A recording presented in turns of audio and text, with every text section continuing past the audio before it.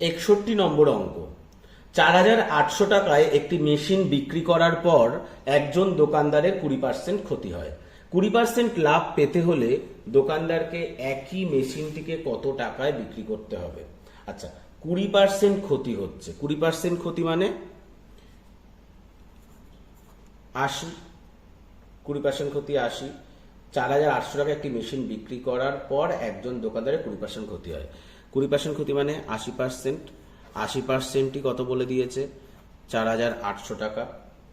বলছে 20% লাভ পেতে দোকানদারকে একই মেশিনটিকে কত টাকায় বিক্রি করতে হবে। তাহলে 1% কত টাকা বার করি।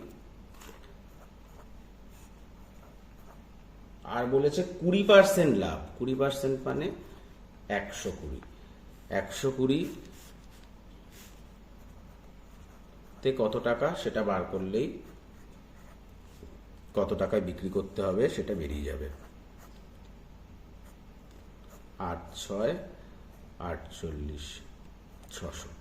6 12 72, দুটো শূন্য। 7,200 টাকা। অপশান এ সঠিক উত্তর।